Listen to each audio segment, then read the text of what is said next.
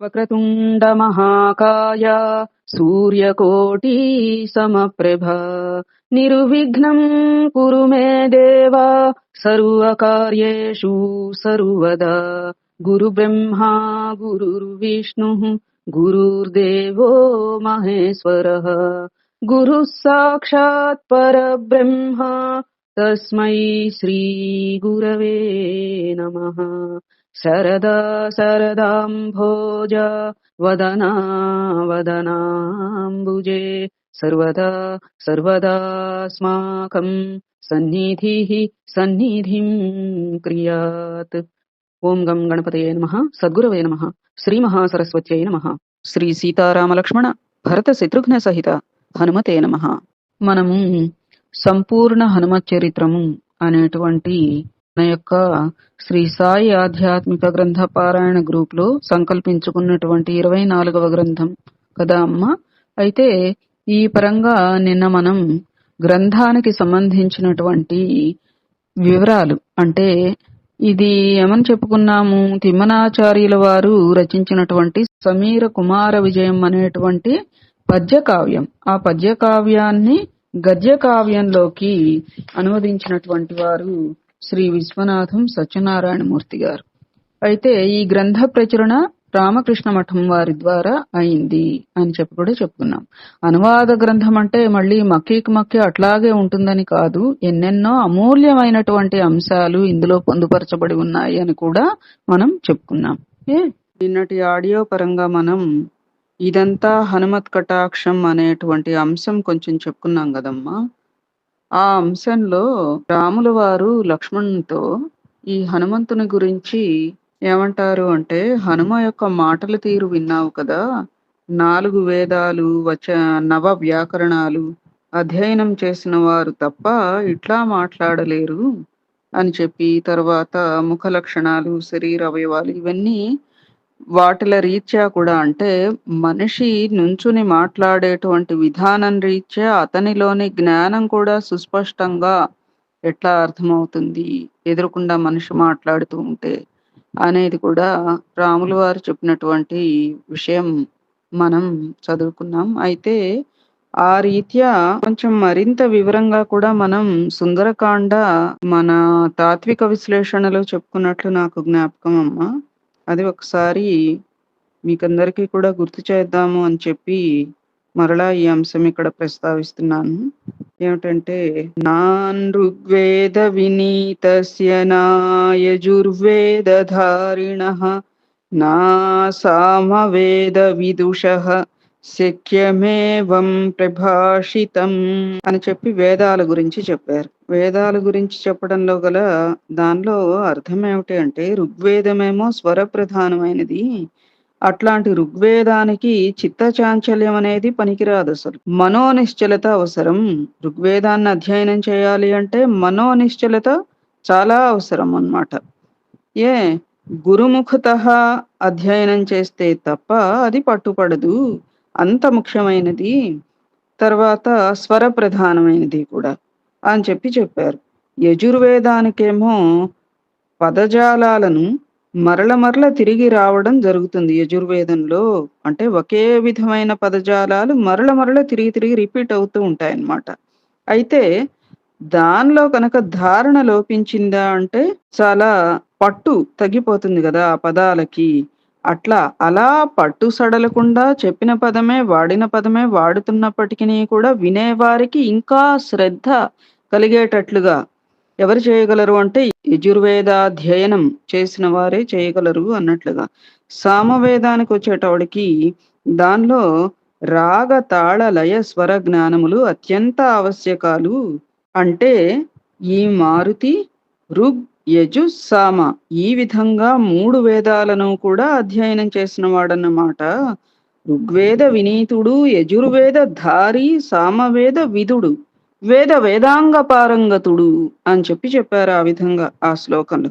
తర్వాత ఇక్కడ ఏమన్నారు, నిన్నటి దీంట్లో వ్యాకరణాలను అధ్యయనం చేసిన వాడు తప్ప ఇలా మాట్లాడలేడు అని చెప్పన్నారు. నూనం వ్యాకరణం కృత్స్నం అనేన బహుధా శృతం బహువ్యాహరతానేన న కించిదపశబ్దితం.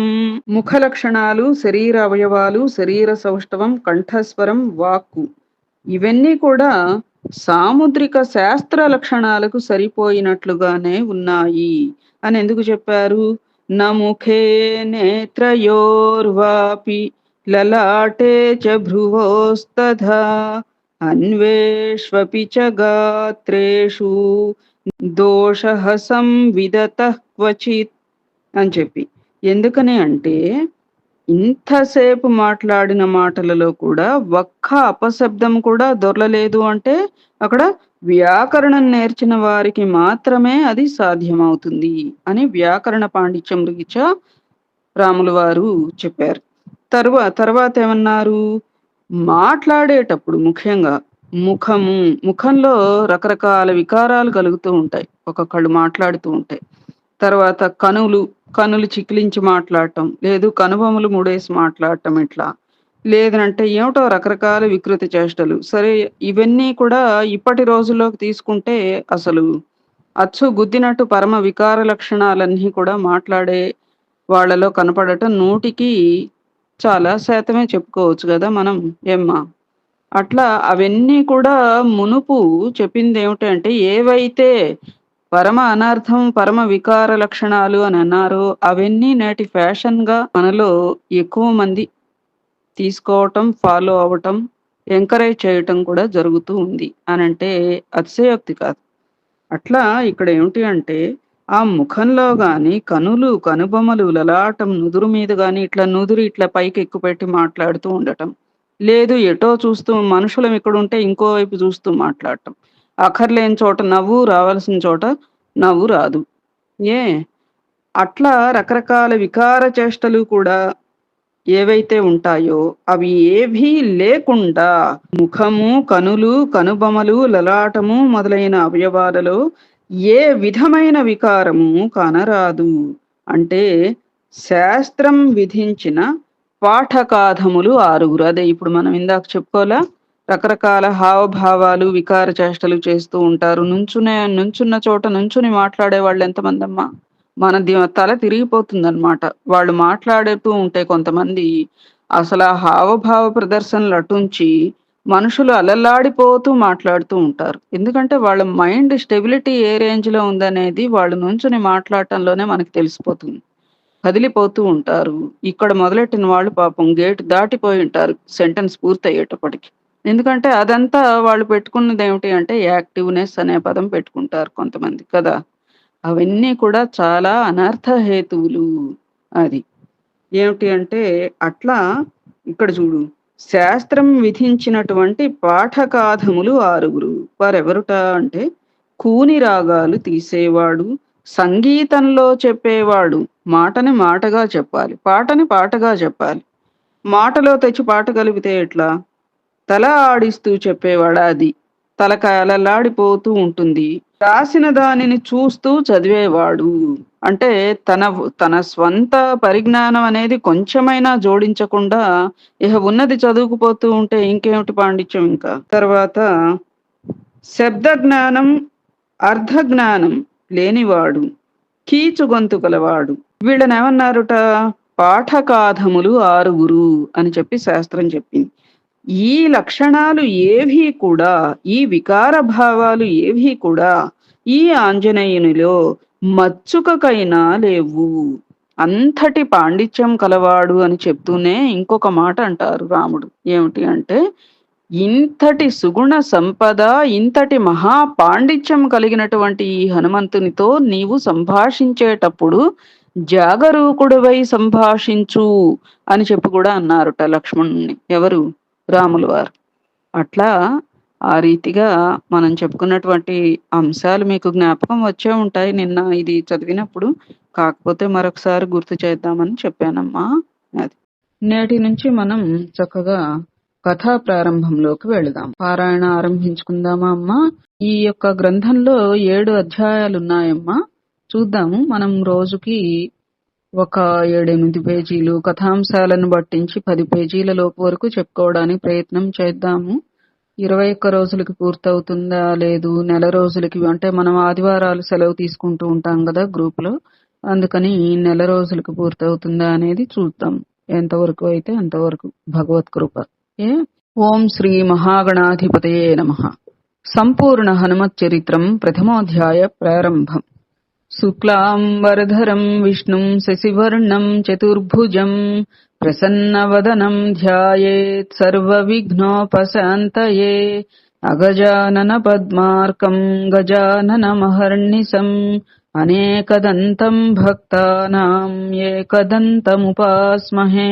దిక్కాలాద్యనవచిన్నానంత చిన్మాత్రమూర్తయే స్వానుభూత్యైకమానాయ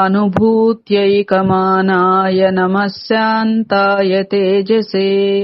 గురవే సర్వలోకానాం భిషజే భవరోగిణాం నిధయే సర్వవిద్యానాం దక్షిణామూర్తయే నమః. శృతిస్మృతిపురాణానాం ఆలయం కరుణాలయం నమామి భగవత్పాదశంకరం లోకశంకరం. విశ్వేశ్వరసమారంభాం శంకరాచార్యమధ్యమాం అస్మద్ ఆచార్యపర్యంతాం వందే గురుపరంపరాం. సద్గురవే నమః. కథా ప్రారంభం. ఆంజనేయమదిపాటలాననం కాంచనాద్రికమనీయ విగ్రహం పారిజాతతరుమూలవాసినం భావయామి పవమాననందనం. సర్వవేదాంతవేద్యాయ పూర్ణాయ పరమాత్మనే సచ్చిదానందరూపాయ భవిష్యద్బ్రహ్మణే నమః. శ్రీ సీతారామలక్ష్మణ భరత శత్రుఘ్న సహిత హనుమతే నమః. అఖిల భూత దయానిష్ఠుడు, సకల సద్గుణ వరిష్ఠుడు, ఆత్మనిష్ఠుడు అయిన వశిష్ఠుడు అమృతోపమానంగా అనతినిచ్చిన రామాయణ గాథలోని మారుతాత్మజుడైన హనుమ మహిమలు కొన్ని విని శతానందుడు ఆనందంతో ఇలా అంటున్నాడు. శతానందుడు అంటే ఎవరుట అసలు? శతానందుడు అంటే ఇక్కడ గ్రంథంలో రాయలేదమ్మా, విడిగా చెప్తున్నా. శతానందుడు అంటే అహల్య గౌతమ మహర్షికి 4 పుత్రులైతే వారిలో ఒక పుత్రుడు ఈ శతానందుడమ్మ. ఈ శతానందుల వారు జనక మహారాజు గారి యొక్క కొలువులో ఉండేవారన్నమాట. ఆస్థాన పురోహితుడుగా అక్కడ వారు సేవలందిస్తూ ఉండేవారు. అయితే రామ కళ్యాణ సందర్భంలో విశ్వామిత్రుడితో కలిసి మిథిలా నగరానికి రామలక్ష్మణులు వచ్చినప్పుడు ఇటు రాముడి మగపెళ్లి వారి వైపు విశ్వామిత్రుడు పురోహితం వహిస్తే అటు ఆడపెండ్లి వారి వైపు ఈ శతానందుల వారు వహించారట పురోహితాన్ని. ఆ రీతిగా రామ కళ్యాణ ఘట్టం అంతా కూడా పూర్తయినాక తదుపరి కాలంలో శతానందుల వారు ఎంతో ఆసక్తితో భగవంతుడైనటువంటి శ్రీరామచంద్రునికి హనుమంతునికి మధ్య ఉన్నటువంటి ఆ యొక్క అనుబంధం గురించి వశిష్ఠ మహర్షిని అడిగారుట. బహుశా ఆ అడిగినప్పటి గాథే ఈ సంపూర్ణ హనుమ చరిత్రం అనేటువంటి ఈ గ్రంథ కావ్యం అయి ఉంటుందమ్మా. ఇదంతా ఇక్కడ గ్రంథంలో లేదు, మనం తెలుసుకుని చెప్పుకుంటున్నటువంటి అంశం ఏమ్మా. అయితే ఇక్కడ ఏమిటి, హనుమ మహిమలు కొన్ని విని శతానందుడు ఆనందంతో ఇలా అంటున్నారు. ఎవరితో అంటున్నారు? వశిష్ఠ మహర్షితో.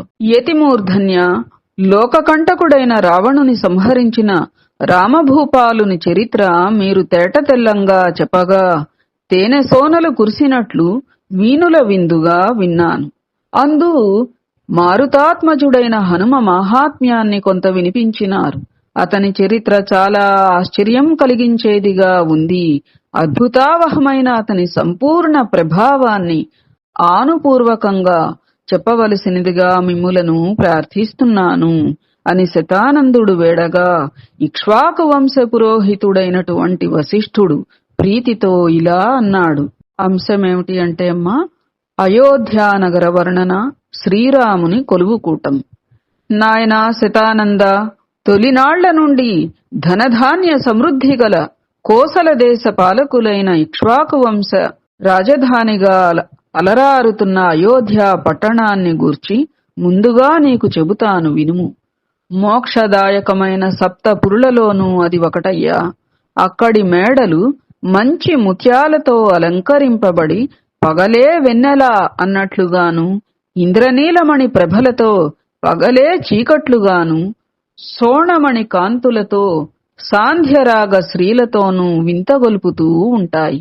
నిరంతరం నాట్యాభ్యాసం చేస్తున్న నటీనటుల కాలిగజ్జల మువ్వల సవ్వడితోనూ, మృదంగ ధిమిధిమి ధ్వానాలతోనూ, నిత్య కళ్యాణం పచ్చతోరణంలా కళల సౌభాగ్యంతో అలరారుతూ ఉంటాయి విశాలమైన రాజవీధులు.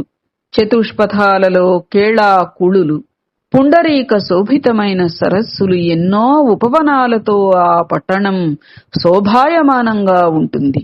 అచ్చటి ప్రజలందరూ కర్తవ్యనిష్ఠులే, నిత్య సంతుష్టులే, రాజయోగులే. భోగమోక్షాలు రెండూ వారికి కరతలామలకం. అది భూపురంధ్రికి నూపురం, జయలక్ష్మికి కాపురం. అదే అయోధ్యాపురం. ఆ నగరాన్ని రాజధానిగా చేసుకుని సకల జన మనోభిరాముడైన శ్రీరామచంద్రుడు పరిపాలన చేస్తున్నాడు. అతని పాలనలో ప్రజలకు రోగభయం, శత్రుభయం లేవు, క్షుత్పిపాసలు లేవు, అరిషడ్వర్గాలు అదుపులో ఉంటాయి. ఈ విధంగా ప్రజారక్షణ కర్తవ్య పరాయణుడైనటువంటి శ్రీరామచంద్ర ప్రభువు ఒకనాటి వేకువజామున వందిమాగధుల స్తుతులతో మేల్కొని కాలోచిత కృత్యములను నిర్వర్తించుకుని రత్నభూషణాదులు అలంకరించుకుని జానకి ఆంజనేయులు వామ దక్షిణ పార్శ్వముల తన్ననుసరింప, అంటే అటు ఇటు కుడివైపు ఎడమవైపు, నవరత్న ప్రభామండితమైన కొలువు కూటానికి వచ్చి పద్మరాగమయ భద్రాసనం మీద ఆసీనుడైనాడు. గగనమండలమంతా వ్యాపించిన ఇంద్రధనస్సు వంటి వాలాన్ని చుట్టుకొని నిశ్చల దృష్టితో నిలబడి ఉన్న భవిష్యత్ బ్రహ్మ అయినటువంటి హనుమను దయార్ద్ర దృష్టితో చూచాడు. భరత లక్ష్మణ శత్రుఘ్న సుగ్రీవ అంగద నల నీల జాంబవత్ విభీషణాది సోదర సేవక బృందమంతా పరివేష్టించి ఉన్నారు. వశిష్ఠ వామదేవాది సాధు పురుషులు సాధువచనాలను పలుకుతున్నారు. రత్నమండిత మూర్ధన్యులైన నానాదేశ నరేంద్ర మండలి తలలు వంచి తనకు మ్రొక్కగా ఆ కాంతుల మధ్య చుక్కల నడుమ చంద్రునిలా మహాశోభతో నయనానందకరంగా వెలిగిపోతున్నాడు శ్రీరామచంద్రమూర్తి. అంశం శ్రీరాముని వద్దకు అగస్త్య మహర్షి వచ్చుట. ఆ వేళ సభాభవనంలోనికి ప్రవేశించాడు కుంభ సంభవుడైన అగస్త్య మహర్షి. శతానంద, అగస్త్యుడంటే ఎవరనుకుంటున్నావు? ఆయన ప్రభావం కొంచెం చెప్తాను విను. ముక్కంటి పగవారికి అజ్ఞానంతో ఆశ్రయాన్నిచ్చిన సముద్రుడు ఆయనకు ఆపోసనం, వెడమాయలతో అతిశయించిన గడుసు రేరాజు బొంది ఆయనకు భోజనం. అంటే సముద్రుడే ఆయనకు ఆపోసనం. తర్వాత బ్రహ్మర్షి దేవర్షి సంఘాలలో ఆయన శ్రేష్ఠుడు. మిన్నుముట్టిన వింధ్య అతిశయాన్ని అణిచివేసి తన పాదపీఠిగా చేసుకున్న పరమర్షి ఆయన. అలా వచ్చిన అగస్త్య మౌనిని చూచి సంభ్రమాశ్చర్యాలతో నిటల తట ఘటితాంజలుడై శ్రీరామచంద్రుడు ఎదురేగి ఆయనను పూజించి వినయంతో ఇలా అడిగాడు. మునీంద్ర, సర్వులకు భద్రమయ గదా, అందరి యోగక్షేమాలను విచారించడం ప్రభువుల కర్తవ్యం. అందున ఋషి సంఘాల భద్రత విషయం మాకు విధి. అప్పుడు తన రాకలోని ఆంతర్యాన్ని తెలియచేస్తూ అగస్త్యుడు ఇలా ప్రత్యుత్తరం ఇచ్చాడు. నాయనా రామభద్ర, రఘుకులానికి రత్నదీపానివి. దుష్ట శిక్షణ శిష్ట రక్షణారూప కర్తవ్య పాలనలో నీ బాణాలు మరింత పదునెక్కుతుంటే మా క్షేమానికి ఏమి కొరత? రావణుని సంహరించి పార్వతికి, సముద్రునికి అభయమిచ్చి పుణ్యవతులైన నదీమ తల్లులకు సంతోషాన్ని కలిగించినావు. పాలిపోయిన దేవతా స్త్రీల చెక్కిళ్ల మీద ఇప్పుడు చిరునవ్వు వెన్నెలలు పూస్తున్నాయి. నాగకన్యలిప్పుడు నిర్భయంగా మైపూతలతో అలంకరించుకుంటున్నారు. సిద్ధగణ సేవిత రత్నలింగాలన్నీ పారిజాత పూల పరిమళంతో గుబాళిస్తున్నాయి. ఈ విధంగా లోక విద్రావణుడైన రావణ వధానంతరం ముల్లోకాల ప్రజలు దైన్యం లేని జీవితాన్ని అనుభవిస్తున్నారు. కానీ ఆజ్ఞాపించండి మహర్షి, ఎప్పుడూ లోకక్షేమాన్ని కోరే మీ వంటి వారి ఆజ్ఞాపాలనమే మాకు కర్తవ్యం కదా అంటూ రాముడు ఉత్సాహవచనాలను పలికాడు. ఆయన ఉత్సాహాన్ని గమనించిన అగస్త్య భగవానుడు ఇలా అన్నాడు. అంశం: అగస్త్యుడు రామునికి శతకంధర వృత్తాంతం చెప్పుట. రామచంద్ర, రణరంగంలో దశకంఠుని సంహరించి అత్యానందాన్ని పొందేవు. కాని వానికంటే బలవంతుడు ఇంకొకడున్నాడు. వాడి పేరు శతకంఠుడు. వాడు దధిసాగర పరివృత ప్రాంతంలో మాయాపురిని రాజధానిగా చేసుకుని రాజ్యమేలుతున్నాడు. ప్రస్తుతం వాడిప్పుడు నిన్ను గెలిచే ప్రయత్నంలో ఉన్నాడు. ఆ మాటలను విన్న రాఘవుడు ఎంతో ఉత్సుకతో, ఇప్పటి వరకు అచుంబితమైన ఆ శతకంధరుని వృత్తాంతం సవిస్తరంగా నాకు సెలవీయండి మునీంద్ర అంటూ విస్మయంగా అడిగాడు. రాఘవ, నీకా ధనుజుని జనన వృత్తాంతాన్ని సంక్షేపంగా చెబుతా విను అంటూ అగస్త్యుల వారు ఇలా ప్రారంభించారు. కశ్యప ప్రజాపతికి వసువు అను పేరుగల సుందరాంగి అయిన భార్య ఉండేది. ఆమె ఋతుస్నాతయై ఒకనాటి మనోహర సంధ్యా సమయాన సుగంధ సురభిళ మలయానిల స్పర్శకోర్వక మదనాతురై భర్తను సమీపించి తన కోరికను వెల్లడించింది. సంధ్యా సమయం ఆ కార్యానికి నిషిద్ధమని భర్త చెప్పిన పెడచెవిన పెట్టి ప్రోత్సహించింది. ఫలితంగా వికృతాకృతుడైన శతకంధరుడనే రాక్షసుడు జన్మించినాడు. వాడు బ్రహ్మను గూర్చి ఘోర తపస్సు చేసి ఇంద్రాది దిక్పాలకులకు అసాధ్యమైనటువంటి వరాలను పొంది లోకత్రయాన్ని బాధిస్తున్నాడు. వాడి పరాక్రమం ఎలాంటిది అంటే అనంతకోటి తారకా మండలాలన్నీ వాని తలలకు బొండుమల్లెలు, సూర్య చంద్ర గురు శుక్ర గ్రహాలన్నీ వాని చెవులకు కర్ణాభరణాలు, వాని బాహుబలానికి కుల పర్వతాలే అవధి, వాని ఉదగ్రతర విగ్రహానికి నీలపు నింగి ఒక చల్లడం. కాలకేయాది రాక్షసులు వాని సైన్యాధ్యక్షులు. ముల్లోకాల మీద ఆధిపత్యాన్ని ఆశించి వాడు బ్రహ్మ నుండి మాత్రమే కాదు, శంకరుని కూడా భజించి నిర్జర భావాన్ని పొందాడు. రామచంద్ర, నీ పరాక్రమం అద్భుతం. అమోఘ శస్త్రాస్త్ర సంపన్నుడవు. భండనంలో శతకంధరుని తలలు బంతులాడించి లోకత్రయానికి సంతోషాన్ని సమకూర్చవయ్యా అని ఆదేశించి అగస్త్యుల వారు అంతర్ధానమయ్యారు. శ్రీరాముడు శతకంధరుని చంపు విధం ఆలోచించుట.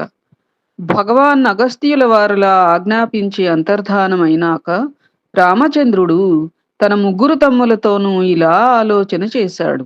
శతయోజన విస్తీర్ణమైన లంకను సాధించి దశగ్రీవుని యుద్ధంలో మట్టు పెట్టడానికే ఇంత దుష్కరమైన ప్రయత్నం చేయాల్సి వచ్చిందే. తమ్ములారా, మీరు ఇప్పటికే అలసిపోయి ఉన్నారని నాకు తెలుసు.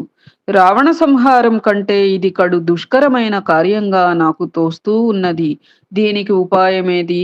ఈ కార్యంలో మనకు తోడ్పడేది ఎవరు అని తన చింతనే అంజలిబద్ధుడై మేరు పర్వతంలా నిలబడియున్న హనుమను చూచి సముచితంగా ఇలా అన్నాడు. ఓ వాయుకుమార, శౌర్యోత్సాహాలలోనూ బాహుబలంలోనూ నీతో సమానుడు ముల్లోకాలలోనూ లేడు. ఏ కార్యాన్ని సాధించాలన్నా నీవే సమర్థుడవు. ఏకపాదుడు అనే నామం నీకు తప్ప మరెవ్వరికీ వర్తించదు గదా. ఇహ నీవు ఉపేక్షించకు.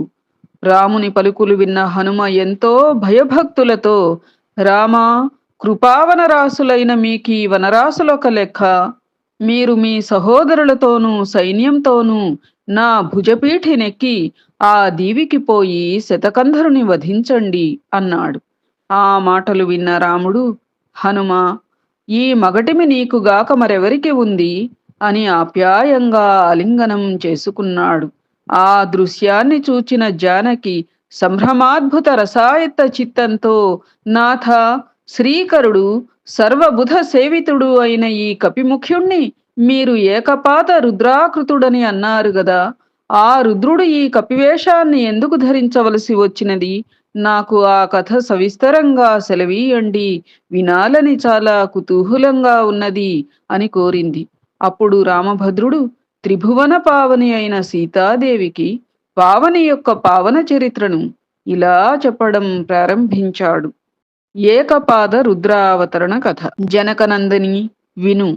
ఏకపాద రుద్రుడే ఈ ఆంజనేయుడు అనే విషయాన్ని నేను పెద్దల వలన రూఢిగా విన్నాను. నీకు ఇంకొక విషయం కూడా చెప్తాను వినుము. జన్మ సంసార కర్మబంధాన్ని ఛేదించే విద్య ఏదైతే ఉన్నదో ఆ విద్య నా ప్రథమ పాదం. అట్టి విద్యాస్వరూపం ఈ హనుమ. ఆ కారణంగా ఇతడు ఏకపాదాహ్వయుడు. అన్నిటా నాతో సమానుడు ఈ కపివరుడు. ఈతని అనుపమ పుణ్య చరితామృత పానం చేసిన వారికి అభీప్సితార్థములు వెంటనే సిద్ధిస్తాయి. ఈ విమలాత్ముని పూర్వజన్మానుగత ప్రభావాన్ని సమస్తము చెబుతాను, శ్రద్ధతో వినుము. ఈ బ్రహ్మాండం పంచభూతాత్మకం.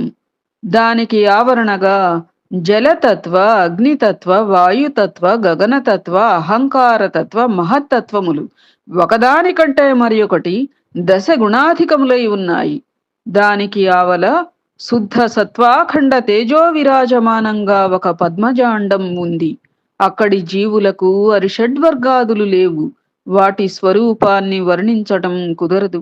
ఆ గోళంలో పంచభూతాలలోని మన్ను నీరు లేవు.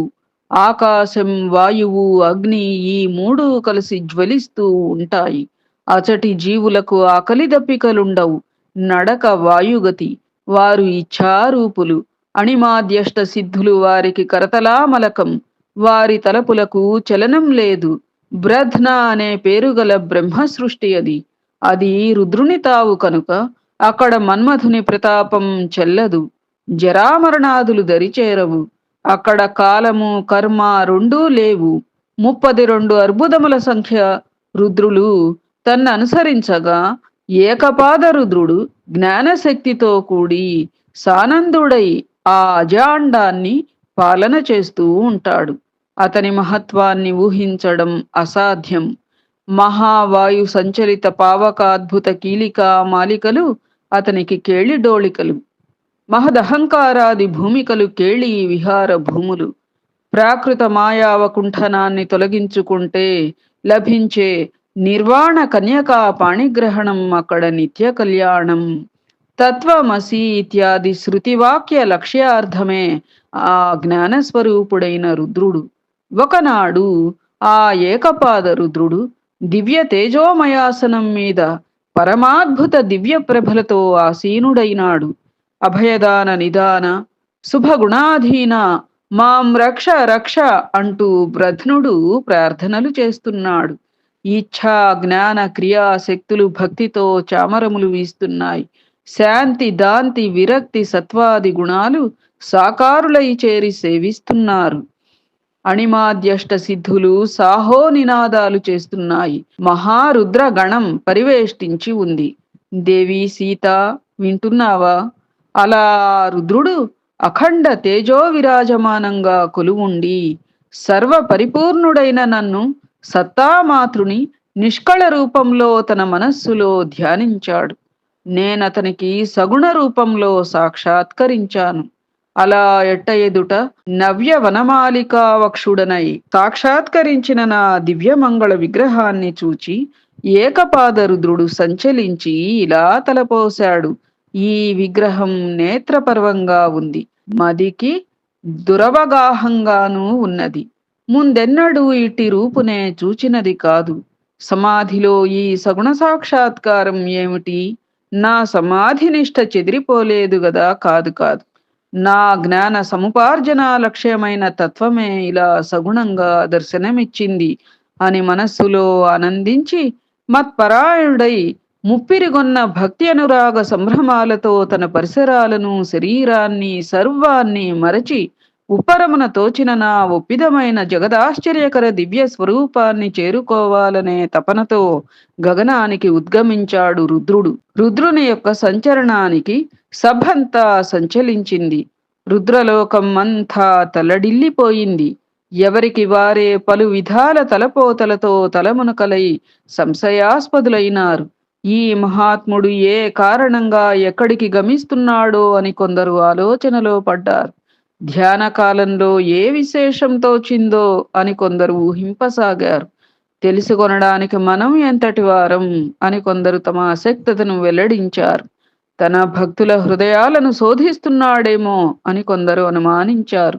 సర్వజ్ఞునకు శోధింప పని ఏమున్నది అని కొందరు సంశయించారు. నమ్మిన వారిని అన్యపథగాములుగా చేయబూనడం లేదు గదా అని కొందరు ఆందోళన చెందారు. ఏదో లోకానుగ్రహ నిమిత్తం అయ్యుంటుంది అని కొందరు విశ్వసించారు. రాజానుమతో ధర్మః అనే న్యాయం చొప్పున మనం కూడా అనుసరించడమే ధర్మమని కొందరు నిర్ణయించారు. ఇలా అందరూ తలకొక విధంగా తలపోయసాగారు.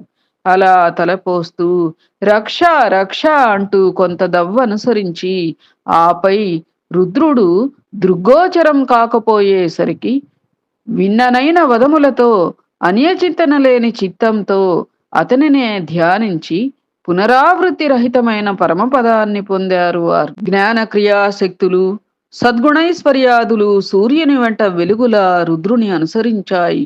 ఇక కమల గర్భాండపతి అయిన రుద్రుడు తన భక్తజనాన్ని విడిచి వాయుపథాన్ని దాటి శతకోటి రవిమండల ప్రభాభాసమానమైన నా మూర్తి చెంతకు చేరాలనే తీవ్ర కాంక్షతో వాయువేగాన్ని మించిన మనోవేగంతోనూ మనోగతిని మించిన దర్శనకాంక్షతోనూ దానికి తగిన నేత్ర దృష్టితోనూ నిరాలంబగతితో తన ప్రాణ పంచేంద్రియ మనోదృక్కులు నాయందే ఏకాగ్రతతో నిలిపి అంతకంతకు నా చెంతకు చేరువవుతూనే ఎంతో దూరం వచ్చాడు.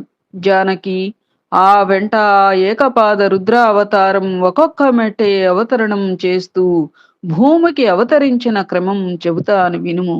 అలా నిరాలంబగతితో ముందుగా అవిచ్ఛిన్న వజ్ర స్వచ్ఛ ప్రభలతో ఆచ్ఛాదితమైన మహత్తత్వావరణాన్ని దాటింది.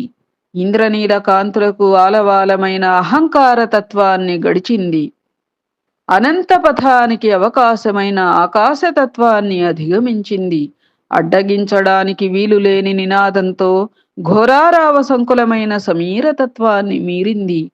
మారుత ప్రేరిత ఛట ఛటారావ ప్రజ్వలిత జ్వాలికా మాలికలతో అవలోకించడానికి అసాధ్యమైన అగ్నితత్వాన్ని అవలీలగా నిర్గమించింది.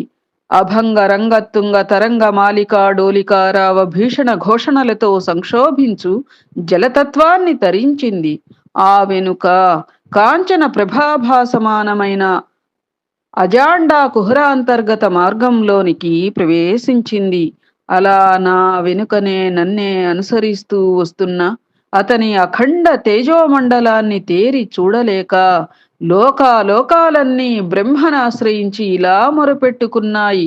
పితామహ, మేమిది వరకు కనీ విని ఎరుగని ఒక దుర్నిరీక్ష తేజో విశేషం భువనాలన్నిటినీ ఆక్రమించి నెట్టుకొని వచ్చేస్తోంది. అది పరిశుద్ధ జ్యోతియే, కాని మమ్ములను భయకంపితులను చేస్తోంది. ప్రళయకాలంలో కాని ఫాలాక్షని కంటి మంటలు పుట్టవు గదా, ఈ తేజో విశేషం ఏమిటి? భారతీ వల్లభ, ఈ విధంగానైనా మీరు చేసిన సృష్టిని ప్రాణికోట్లను రక్షించే భారం మీదే అని వేలుపులు వేడినా బ్రహ్మతో కలిపి అచటి వారెవరికి ఆ తేజో విశేషం అవగతం కాలేదు సరికదా. అందరూ భయకంపితులయ్యారు. పాహి పాహి అంటూ ఆ జ్యోతికి ప్రణమిల్లినారు. ఆ మీదట ఆ జ్యోతి సత్యలోకాన్ని గడిచి తపోలోకాన్ని నిర్గమించి సనకాది మునిజనాన్ని సంభావించి ధ్రువమండలాన్ని దాటి సింసుమార చక్రాన్ని అధిగమించి మహర్లోకాన్ని లంఘించి స్వర్లోకాన్ని ఆశ్చర్యపరిచి భువర్లోకాన్ని తరించి భూలోకానికి అవతరించింది. ఇక్కడ భూలోకంలో కైలాసగిరి మీద పార్వతితో కూడి త్రిలోక శంకరుడైన శంకరుడు తారక బ్రహ్మమంత్ర జపానుష్ఠాన నిష్ఠా గరిష్ఠుడై ఉండగా నేనతని నాసిక రంధ్రాంతర ఆకాశపథంలో ప్రవేశించాను. నా వెనుక ఏకపాద రుద్ర తేజో విశేషం కూడా ప్రవేశించి ఈశ్వరుని మూర్ధసీమలో సుషుమ్నాపథంలోనికి జొచ్చి నన్ను వెన్నాడి హృదయాకాశంలో నన్ను కానక శివభావంలో ఐక్యాన్ని పొందింది. దేవి, శివరుద్రులిరువురు ఒక్కతత్వమే కనుక నీటిలో నీరు కలిసినట్లు శరీర భేదం లేకుండా భావం భావంలోనూ ప్రాణం ప్రాణంలోనూ తేజం తేజంలోనూ ఐక్యాన్ని పొందాయి. ఆ విధంగా గగనవాయు అగ్ని రూపమైన ఆ తేజం శివుని భావ ప్రాణ తేజో రూపంలో కలిసిపోయి నన్నే భజిస్తూ ఉండిపోయింది. తదుపరి రేపు కొనసాగించుకుందామా అమ్మా? రేపు అంశం ఏమిటి అంటే ఏకపాద రుద్రావతరణ కారణం ఏమిటి అనేటువంటి సీతమ్మవారి ప్రశ్నకు రాముని సమాధానం వగైరా అంశాలను గురించి తెలుసుకోవడానికి ప్రయత్నం చేద్దాం. జై శ్రీరామ్. ఏతత్ఫలం సర్వం సద్గురు చరణారవిందార్పణమస్తు. సద్గురవే నమః. శ్రీ సీతారామ లక్ష్మణ భరత శత్రుఘ్న సహిత